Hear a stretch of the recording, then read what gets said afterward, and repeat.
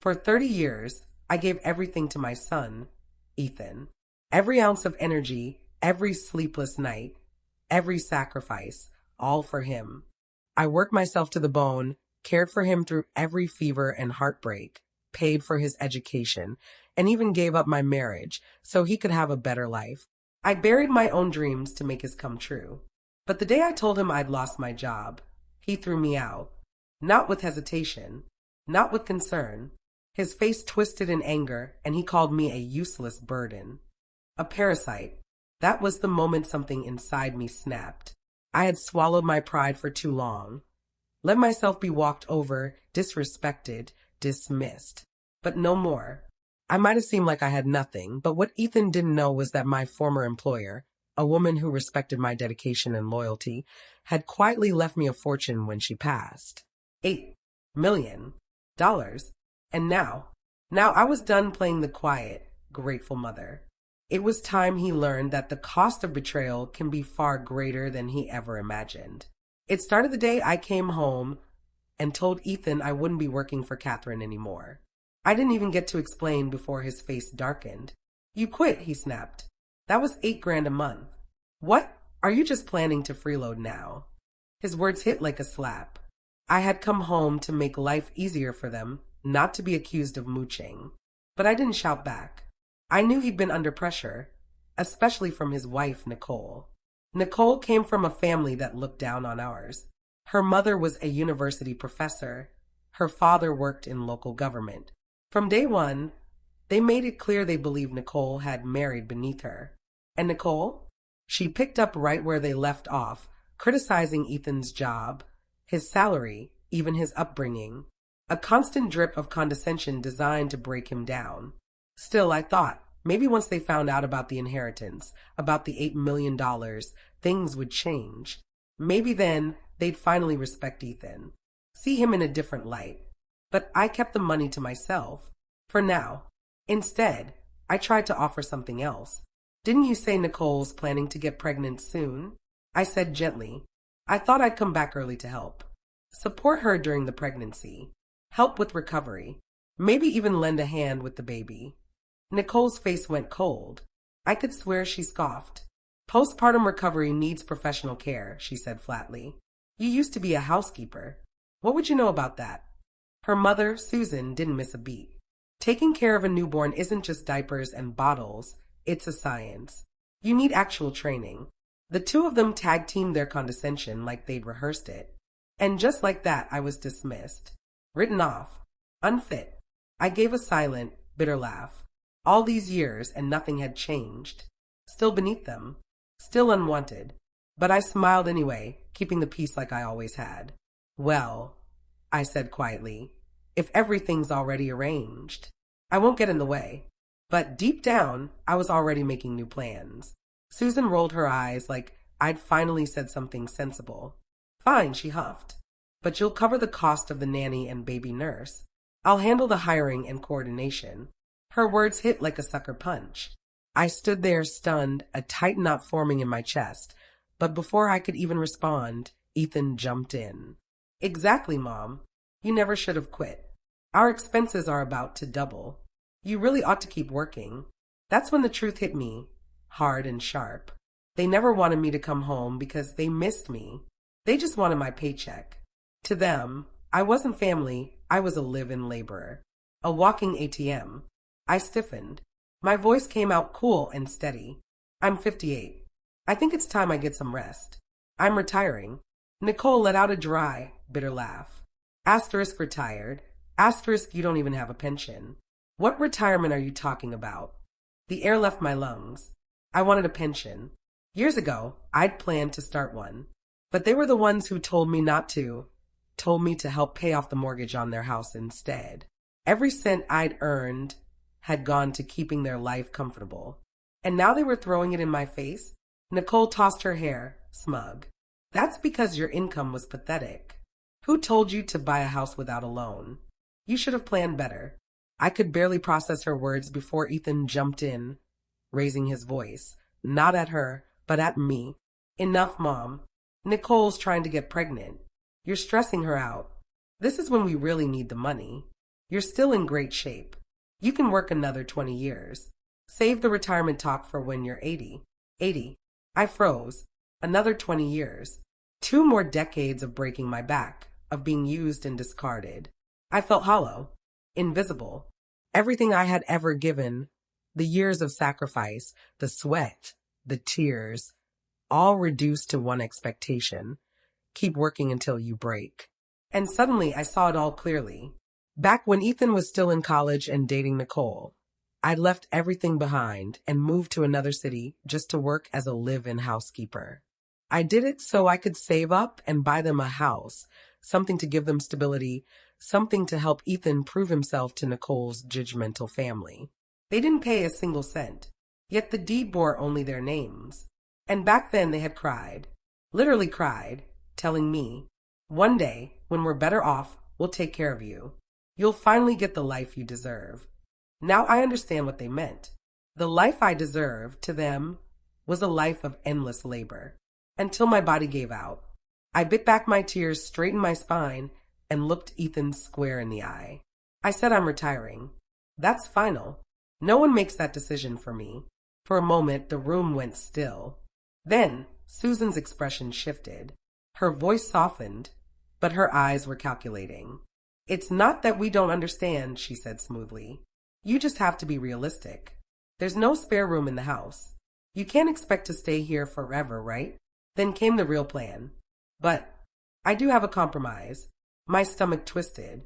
Her smile didn't reach her eyes. There's a wealthy family looking for a live-in assistant. Good pay. Room and board. You've done that kind of work before. Should be an easy transition. Nicole perked up instantly. Perfect idea, actually. And whatever you earn could go toward our household expenses. Win-win, right? Susan gave a little shrug. You're not someone who really needs to rest anyway. Going back to work wouldn't kill you. Don't be so quick to say no, just give it a try. If it works out, you might even get to stay long term. My face hardened. I looked at both of them, and every bit of warmth I had left was gone. I already quit. I'm not going back into anyone's house to work. Not ever again. Susan's smile vanished. Her eyes changed sharp, cold, predatory. And that's when I knew. Now that I'd stopped being useful to them, I'd officially become disposable. Well, Susan said, her tone suddenly lighter, but under it I could feel the pressure building. If you're really done working for others, fine.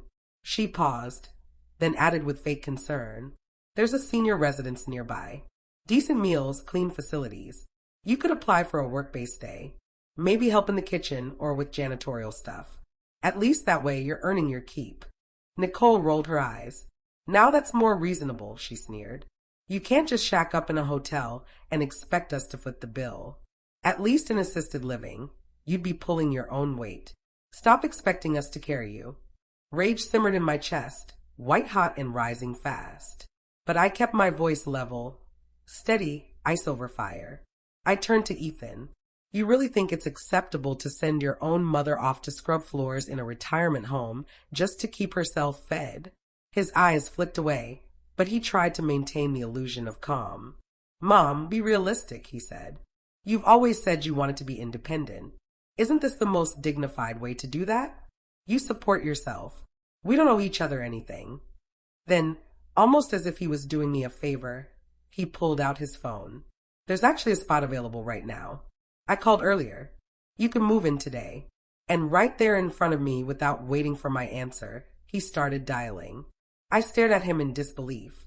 This boy, my son, the one I had poured every last drop of love and sacrifice into for decades, was now shoving me out like garbage left on the curb. My hands began to shake. The tears came before I could stop them, sliding down my cheeks in silent streams.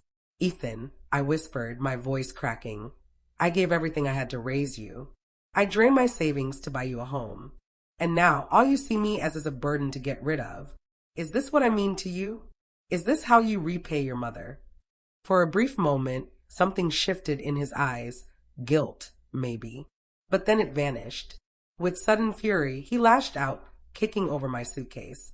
It tumbled to the floor, bursting open with a loud crack as clothes spilled everywhere. You think you suffered, he yelled. That was your choice. If you hadn't divorced my dad, we wouldn't have ended up broke. I could have grown up rich, but you ruined that. You owe me, Margaret, for the rest of your life." I stood frozen, stunned by the venom in his voice, staring into the eyes of someone I no longer recognized.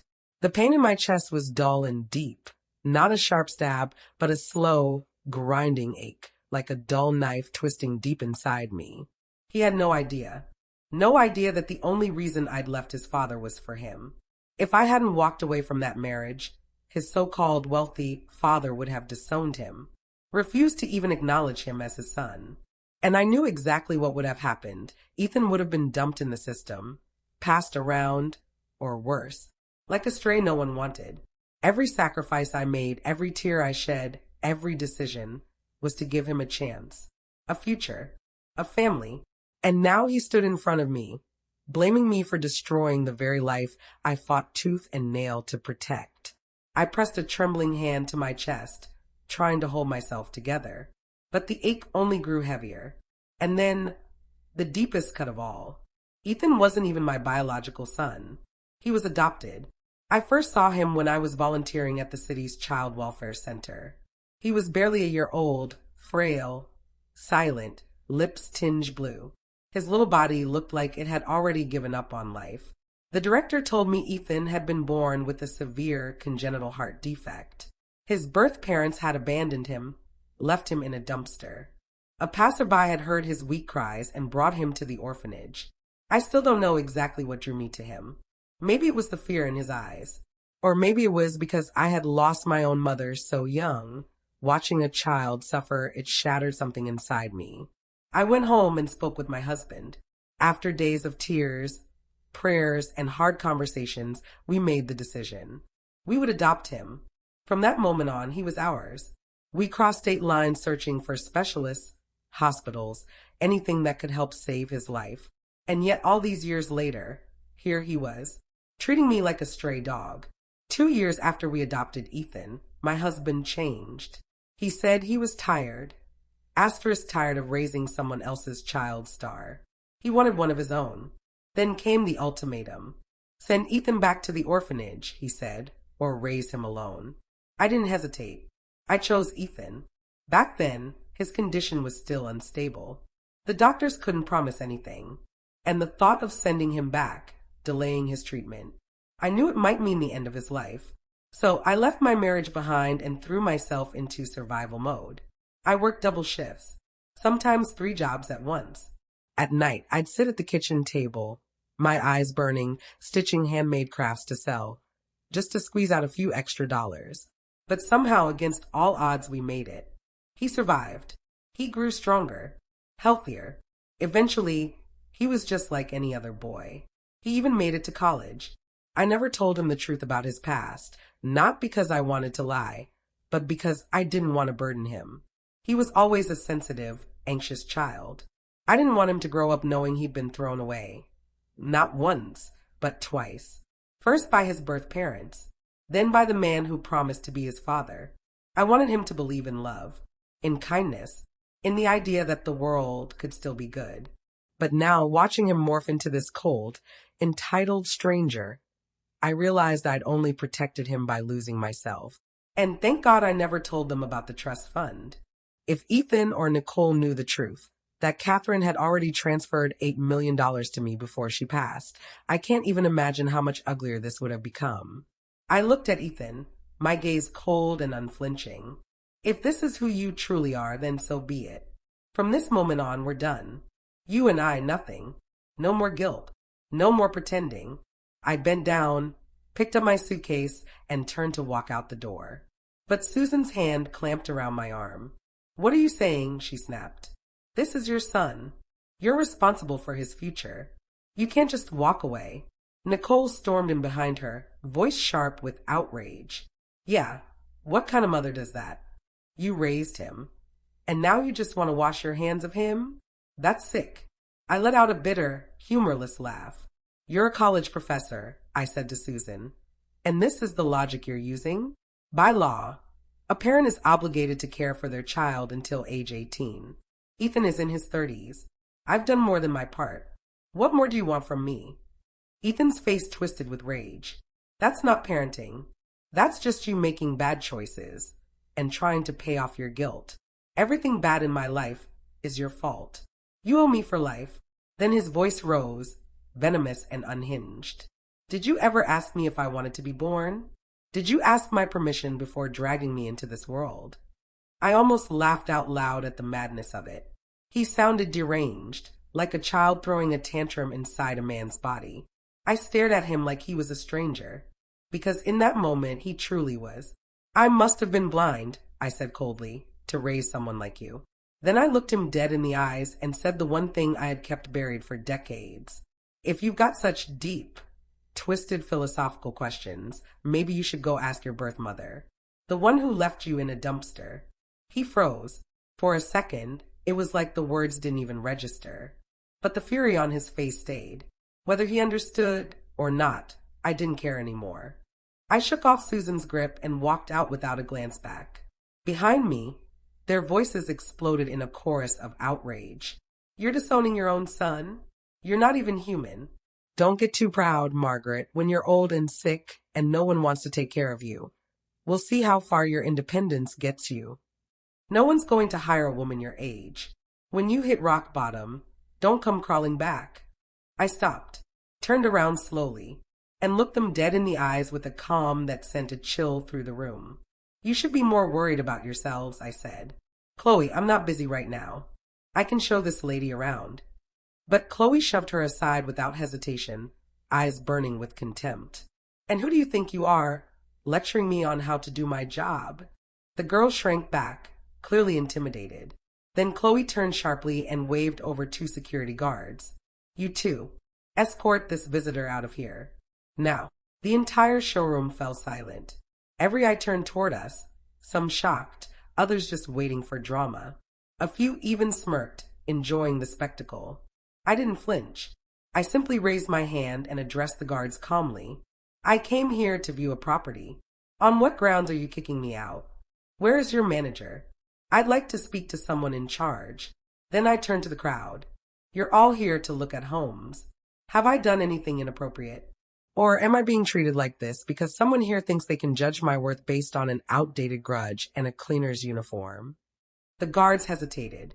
They clearly didn't want to get involved in something that reeked of personal drama. Chloe scoffed. Oh, please, Margaret. Drop the dramatics. What are you even doing here? Trying to pretend you can afford a place like this? I know exactly who you are. You're nothing. Just then, a composed man in a crisp white shirt walked quickly toward us. Good afternoon. I'm Alex, the sales manager here. Is there a problem? Before I could speak, Chloe jumped in again.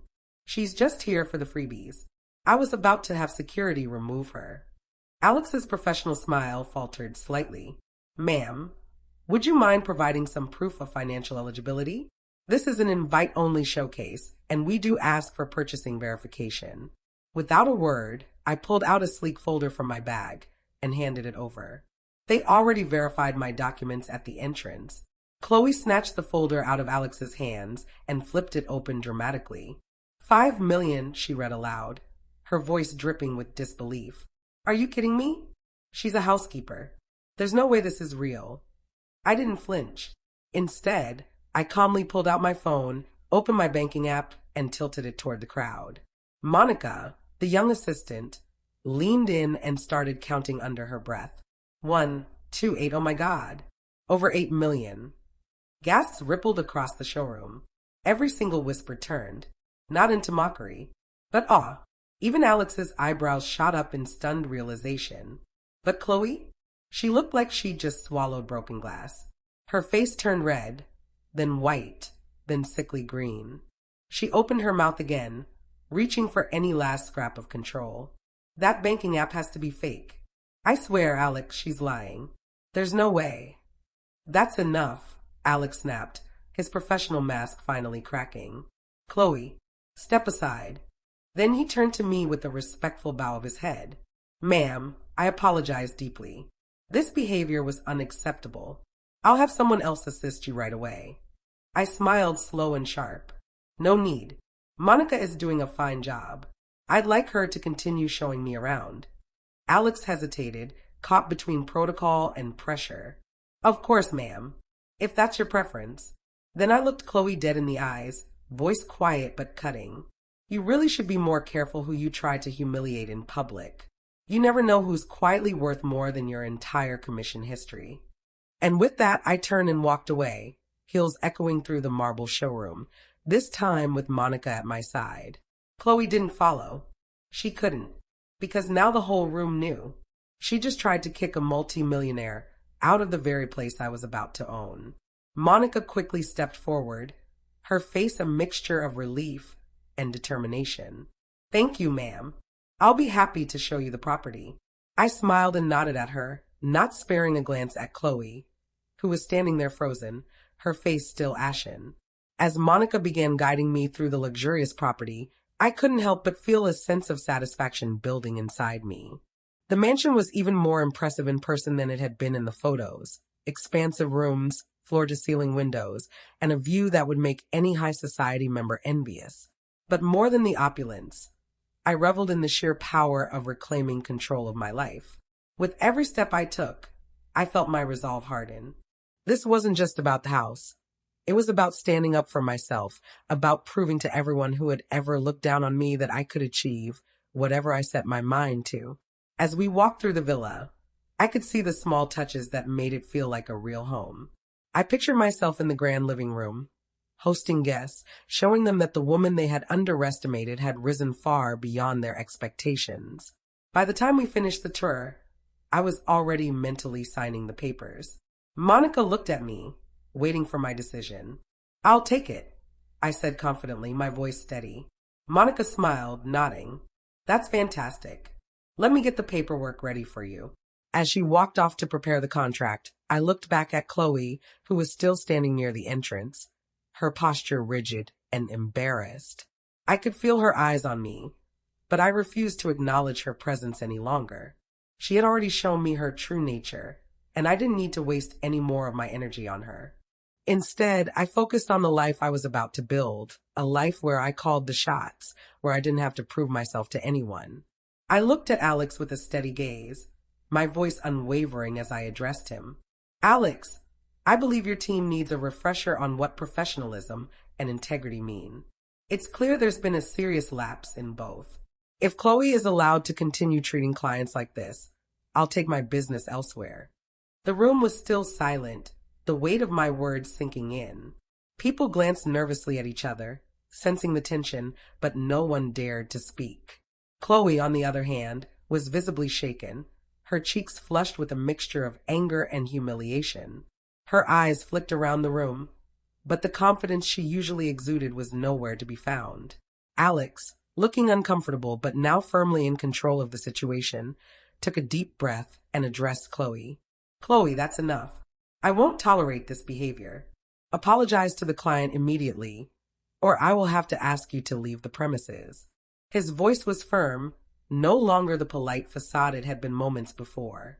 Chloe's mouth opened and closed, but no words came out. She was caught in her own web of lies, and it was clear to everyone that the facade she'd built was crumbling. I stood up, my smile barely reaching my eyes, the room tense with expectation. I would appreciate a formal apology, Chloe, I said coldly. And if I hear one more whisper of gossip about my past, I'll ensure it's the last time anyone hears from your department or from anyone in your circle. Chloe's shoulders stiffened and she shot a quick, angry glance at Alex, but after a tense moment, she finally muttered, I apologize. Her voice lacked sincerity, but the humiliation on her face was enough of a victory for me. I turned to Monica, who was still standing by, her face pale but relieved. Monica, we're done here. Please have the paperwork for the second property prepared. I expect to see the same level of professionalism going forward. Of course, ma'am, Monica responded quickly, clearly eager to distance herself from the tension. Right away. As she hurried to gather the papers, I walked to the window, my back to the room. The luxury showroom felt like a distant memory as I thought about the future. The life I had fought for was no longer just a dream. It was becoming a reality. Tall, well-dressed woman walked in. Her sharp heels clicked across the polished floor, and as soon as she stepped inside, her eyes locked onto mine. Susan. She paused, her face unreadable for a moment, and then a cold smile crept onto her lips. Well, well, look who it is, she said, her voice dripping with mockery. I see you're doing well for yourself. How long has it been, Margaret? A few weeks, and you're already on top of the world again. I didn't flinch, though a part of me recoiled at the familiar condescension in her tone. I simply lifted my chin and smiled coolly back at her. It hasn't been long at all, Susan. I've made some changes. She stepped closer, her eyes scanning the showroom, taking in the luxury around her. I suppose you're looking for something to match your new lifestyle. Huh? Maybe something grand to match your newfound status? Something like that, I replied, my voice even. I wasn't about to engage in the petty games she thrived on. Susan's gaze flickered, noticing my composure. For a moment, her usual arrogance seemed to falter, but she quickly masked it with that same smug grin. It's funny, she said, leaning in slightly. I heard things about you. People are talking. I didn't bite. Instead, I lifted my hand, signaling to the sales associate nearby. I'll need some assistance, I said, turning my back on Susan without a second thought. Please show me your selection of grand pianos. But Susan wasn't done yet. She followed me, footsteps heavy and purposeful, closing the distance between us. You think you can just buy your way into this world, don't you? That you can erase everything that happened before? Let me make one thing clear, Margaret. You're not fooling anyone. You'll always be the maid in their eyes. You're playing with fire if you think you'll be accepted.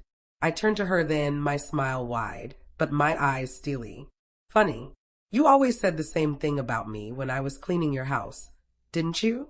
Only difference is, I don't need anyone's approval anymore. She faltered for just a second, her expression faltering as the words hit their mark.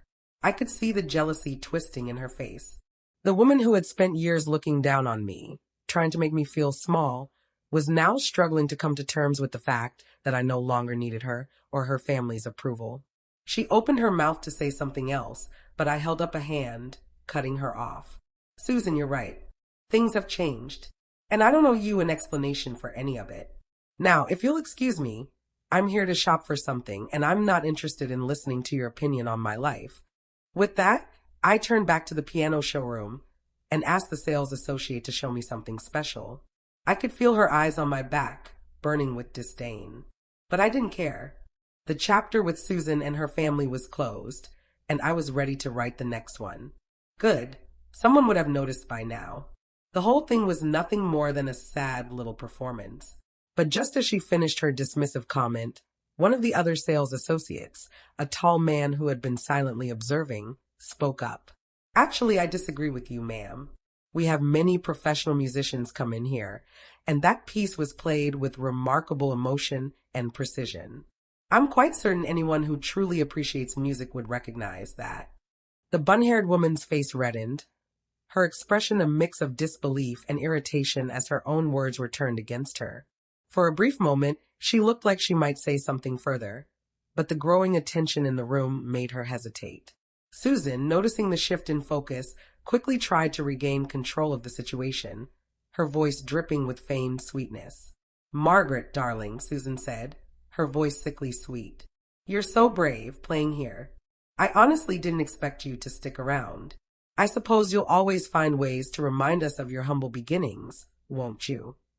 I looked up at her, meeting her gaze directly. There's nothing humble about what I've achieved, Susan. I've worked hard for everything I have. Not all of us find success by stepping on others to climb our way to the top. The silence that followed was thick with tension. The group of women who had been so eager to judge and belittle now looked uncertain, shifting uncomfortably in their seats. Susan's smile faltered, her facade cracking just slightly as her eyes darted around the showroom. Before she could respond, I stood up and gestured toward the sales associate who had praised me earlier. I'm ready to finalize my purchase, I said, my voice steady and firm. Please, let's move forward with the transaction. Susan's lips pressed into a tight line, but she said nothing more. She could feel the weight of her own insecurities now, and it was clear the little power she had once wielded over me had evaporated into thin air. As I walked to the counter, the sales associate began to prepare the paperwork, and the other women in Susan's circle muttered amongst themselves, their whispers laced with a mixture of jealousy and disbelief. By the time I had finalized the deal, Susan and her entourage had disappeared, and the showroom returned to its usual calm. But as I stepped out, I couldn't help but smile to myself. This was the last time Susan would look down on me. She may have tried to use her wealth and connections to belittle me, but in the end, it was my actions and not her petty gossip that spoke louder than anything she could say. I left the showroom with my head held high, knowing that I had once again proven that I wasn't just someone to be underestimated. And Susan? She was nothing more than a fleeting shadow in my rearview mirror. Officers who had been at the luxury real estate showroom days earlier. They walked in with a sense of purpose, quickly assessing the chaotic scene before focusing on the woman who had called them. "What's going on here?" one of the officers asked calmly, his gaze sweeping over the group. The woman who had screamed scammer pointed at me, her voice trembling with rage. "She's the one. She's the one who's been scamming people like me. I know it. She's lying about everything, her money, her success. It's all a trick." The officer raised an eyebrow, clearly skeptical of her wild accusations. "Ma'am, I'm going to have to ask you to calm down and explain yourself." The woman opened her mouth to protest, but one of the store associates stepped forward, clearly shaken by the scene. "Officers, this is a misunderstanding," the associate said. "We've just had a customer finalize a legitimate purchase. She paid in full for this piano and she's well within her rights." The officer nodded at the associate, then turned his attention back to the woman. "It's clear you're upset, but unless you have evidence of a crime being committed, we're going to need you to step aside and allow the customer to complete her transaction."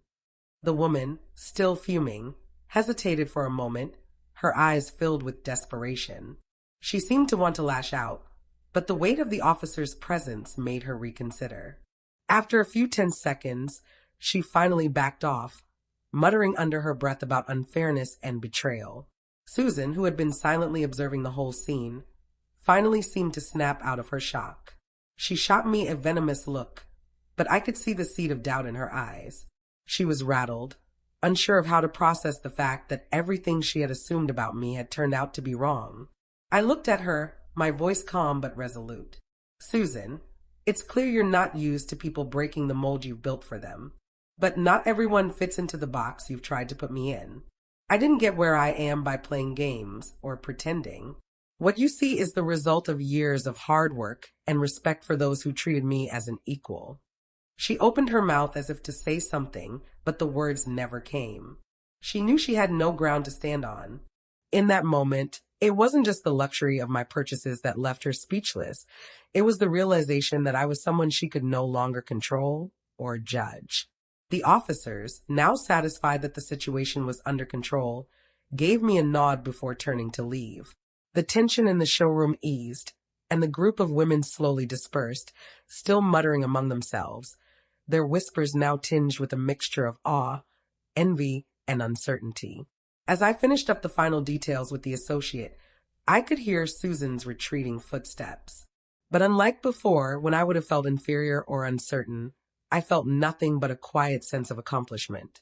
I had come so far from where I started, an unassuming woman with a complicated past, and now I was the one walking away with everything I had earned, everything I deserved.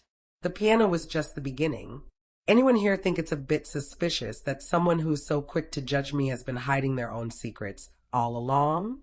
I stood tall, my voice cutting through the tension, making sure everyone around could hear. The murmur started again, louder this time, as people began to realize the truth.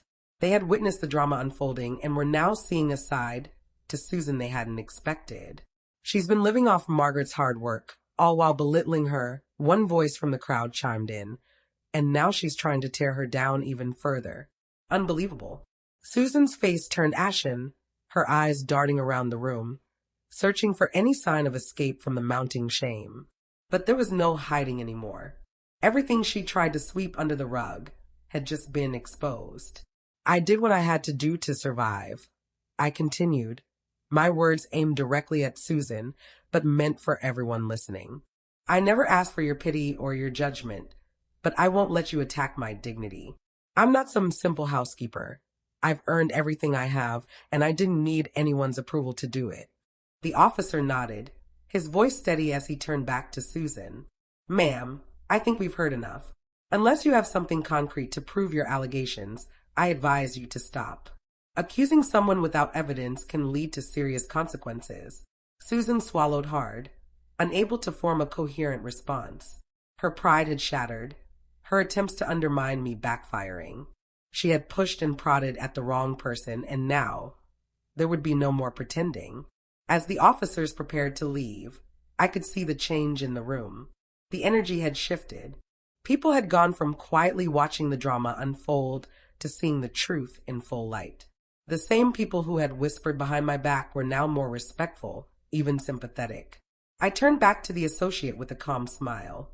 Thank you for your patience. Let's finalize this piano sale, shall we? As I paid for the piano, Susan and her group of friends shuffled out of the store, their whispers growing faint behind them. There was no more spectacle left to be made, no more assumptions to be had. For the first time in years, I felt a strange sense of peace. I had stood my ground, refused to be belittled, and had come out the other side stronger than ever. I wasn't just walking away from this. I was walking into a new chapter. One where my past wouldn't define me, and no one could ever take away what I had earned. I'm telling you this because I think you should be prepared. Ethan's not going to stop, not now. And I know that because the moment he left my place, he started making threats. He said he was going to make your life miserable if you didn't come back to him. The phone call left a heavy silence in the air. My fingers tightened around the phone, my pulse quickening with the realization that Ethan was playing a far more dangerous game than I had imagined. You should have just left me alone, I whispered, barely able to speak. The years of resentment, the constant emotional manipulation, all of it came rushing back. How had it come to this? Why did they think they could control me, continue to treat me like a tool, a source of income, instead of a person? Richard's voice was distant, like he was trying to distance himself from all of it. I'm just letting you know. I can't be involved. I'm not getting in the middle of this. But he's desperate, and I don't know how far he'll go. My chest tightened. Ethan had always been selfish, always thinking he could manipulate his way out of any situation. But now, his tactics were even more calculated. What was his plan? To get Richard to twist my arm? To make me feel guilty again? I didn't respond to Richard right away. The weight of the situation settled in. This wasn't just about me anymore. This was a game of control, and he was willing to use anyone to get what he wanted, even if it meant ruining me in the process. I'm done, I finally said, my voice firm. He doesn't get to win. Not this time. Richard let out a deep sigh on the other end of the line. I hope you know what you're doing, Margaret. I really do. I didn't care what Richard thought anymore. He hadn't been there when I needed him, and I sure as hell wasn't going to rely on him now. Ethan's desperation wasn't my problem, it was his. The next few days were filled with a sense of urgency as I took more measures to protect myself. The last thing I needed was Ethan dragging me back into his world of drama and control. I didn't know exactly what he'd do next, but I knew it wasn't going to be good. So, I hired a lawyer and filed a restraining order. I was done being manipulated. Then, just as I was starting to feel like I had regained some control over my life, I received another surprise. This time, it wasn't Ethan who reached out. It was Susan. I sat there, staring at the text message that had just pinged on my phone, wondering what kind of twisted game she was playing now.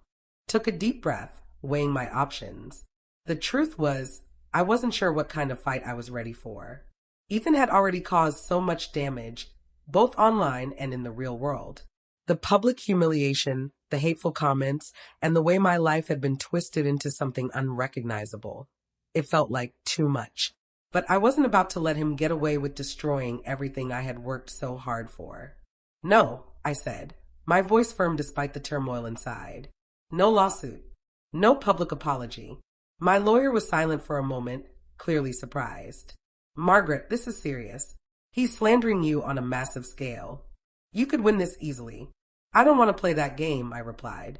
He's already done enough. I've lost too much already. If I drag this out, it'll just give him more attention, more excuses to keep his little show running. But Margaret, I'll handle it my way. I interrupted, my decision clear. I've had enough of being controlled, enough of being manipulated. If he wants to make me a villain, fine. Let him. But I won't stoop to his level. After a long silence, my lawyer sighed. You're sure about this? I'm sure. But I want you to do something else for me. I need you to help me get a public statement out there. Something that shows the truth without making it a circus. Understood, he said, his tone now resigned. We'll do what we can. I hung up, my mind racing. Ethan's lies had started to spiral out of control, but the more he dug, the deeper he would fall. His story had holes in it, contradictions that would eventually surface. He couldn't keep up the act forever. People might have believed him for now, but I would find a way to show them the truth without stooping to his level. The next day, I called a meeting with Monica. She had become a trusted friend, and I needed her insight. As I explained the situation to her, her face grew hard with determination. Margaret, I think it's time you stop running from him. Stop letting him control the narrative. Show people who you really are. People will always believe the story they hear first, but if you speak up, if you tell your side without letting him twist it into something ugly, they'll see the truth. I nodded, feeling a sense of resolve wash over me. Maybe I didn't need to fight him in the same way he fought me. Maybe I just needed to share my story, my truth, quietly, calmly, and without his drama. If there was one thing I'd learned in the past few months, it was that you couldn't control other people's perceptions of you. But you could control how you responded. And so, I began the process of writing my own narrative. I crafted a post, something simple, something raw about the truth of my choices, my life, and my reasons for leaving. I didn't have to explain everything, but I wanted people to know that I wasn't a villain. I had been a mother, a woman trying to make the best of her circumstances. Ethan had his story. Now, it was time for me to tell mine. A beat. He immediately jumped back online, rage boiling over as he fired up his own stream again. His face twisted in fury, and his usual manipulative charm turned into a desperate attempt to discredit me. Don't listen to her lies. Ethan shouted into the camera, his voice dripping with fake emotion. That woman is an imposter. She's been using me, abusing me, and now she's trying to ruin my reputation because I dared to ask her for what I deserved. I grew up with nothing, and she's always treated me like dirt. I didn't even get a chance to be her son. She's just a cold-hearted monster, and now she's showing her true face to the world. But this time it wasn't working. His usual strategy of playing the victim fell flat. The audience that had once rallied around him began to turn. They began to question the sincerity of his words. The donations and support that once flowed in his direction dwindled as they shifted to mine. Comments like she gave him everything and he threw it all away, and she doesn't owe him anything flooded his chat, drowning out his pleas. As he ranted, I kept my composure, sticking to the truth. I'd shared enough, but I wasn't done yet. I needed to make sure that Ethan's manipulations could no longer hold sway over me or anyone else. I've lived my life with integrity and I've done my best by my son, I said calmly, looking directly into the camera. But when you do everything for someone and they turn around and treat you like dirt, there comes a point where you stop. No amount of guilt, no amount of manipulation is going to change the fact that I am done. Ethan never wanted a mother, he wanted a bank. I'm not here to be anyone's ATM, and I'm certainly not going to keep feeding into his lies and his greed. As the chat on both streams swelled, more people were speaking out. They saw the truth. They saw the years of manipulation, the abuse of my generosity, and the disregard for any kind of genuine relationship. Ethan had been playing a game, but now the rules had changed. Let's put this to rest once and for all, I said. Then I posted a final piece of evidence. A video clip from one of our last interactions, where Ethan demanded money for his house and a luxury car, implying that I owed him a lavish lifestyle simply because I was his mother. The silence was deafening. Ethan, realizing that his charade was unraveling, tried to end the stream, but it was too late. The damage had been done. His follower count plummeted. The donations stopped. And the public perception once in his favor was now firmly on my side. As the night wore on, the comments turned from supportive to sympathetic. Many shared stories of their own experiences with toxic relationships, of family members who only saw them as a means to an end. My story, my truth, resonated with them in ways I never expected. Ethan's influence had been shattered. His attempt to play the victim had backfired, and now, people were seeing him for who he truly was. For the first time in a long while, I felt the weight lift off my shoulders. The truth was out there, and while the damage had been severe, I knew that from this point forward, I would no longer be the one hiding in the shadows of his manipulation. It was over. Spent so much time focusing on me and my future. Maybe she could have had her own life. You think I owe her gratitude? She's the one who made the choice to adopt me, not the other way around. She could have let me die, could have handed me back to the orphanage. But no, she wanted to play the hero, and now she's upset because I'm not some grateful puppet. His ranting was the last straw. He wasn't just digging a deeper hole. He was throwing himself into a pit so deep that no amount of lies or manipulation could pull him out. The comments on his stream were harsh and unforgiving. People saw through his act, and they were furious. I leaned back in my chair and exhaled, feeling a strange mix of relief and bitterness. Ethan's words confirmed everything I knew about him. The truth had never mattered to him. It was all about control. And now, the world could see his real face.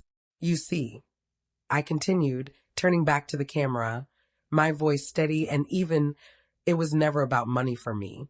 I didn't save Ethan for any sort of personal gain. I didn't raise him to make him indebted to me. I raised him because I believed every child deserves a chance at life, especially a child who had been thrown away like trash. I gave him a home. I gave him my love.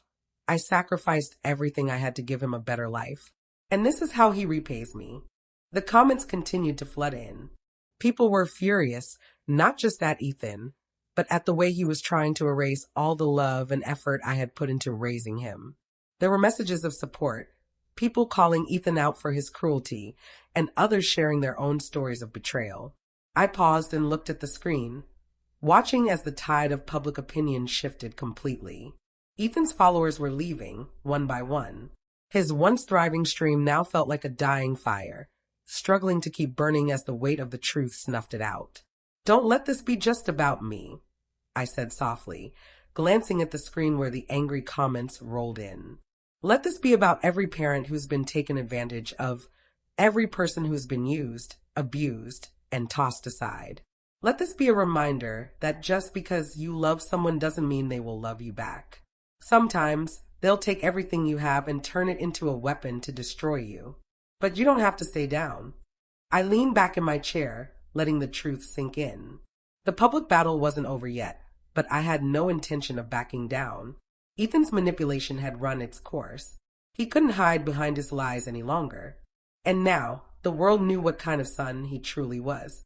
Streaming through the windows, the sound of birds chirping, and a peaceful calm that I hadn't known in years.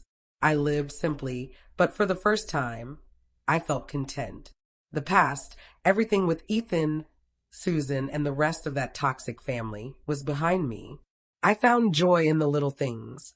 Morning walks along the lake, gardening, and spending hours reading books I'd always meant to get to, but never had the time for. The weight that had been tied around my neck for decades was gone, and with it, the constant worry of what would come next. One evening, as I sat on my porch watching the sun dip below the horizon, I thought about how much had changed. I was no longer the woman desperately trying to fix broken relationships, no longer the one constantly looking over her shoulder for the next betrayal. I had finally built a life on my own terms, quiet, fulfilling, and far removed from the drama and manipulation that once consumed me. As for Ethan, I never heard from him again. Not that I cared to. His story, his choices, were his alone to live with. He'd chosen his path, and it led him somewhere far from the life I'd tried to offer him. I'd given him everything I had, and in the end, it was enough to know I had done the right thing by walking away. The truth had set me free, and in its wake, I found peace. The sun always feels a little warmer in moments like these. You know, when you've come through the storm and you're finally able to stand tall in the quiet of your own life. It's a powerful thing, finding the strength to protect your peace, your boundaries, and most importantly, yourself. You gave so much, and in the end, you learned that love shouldn't come at the expense of your own soul. There's something deeply beautiful in those last lines, a woman who finally lived for herself. It's a reminder that no matter how far we may wander in life's chaotic storms, we can always find our way back to ourselves. And that, I think, is where true strength lies. You've built something pure and strong, and it sounds like you're finally at peace with it all.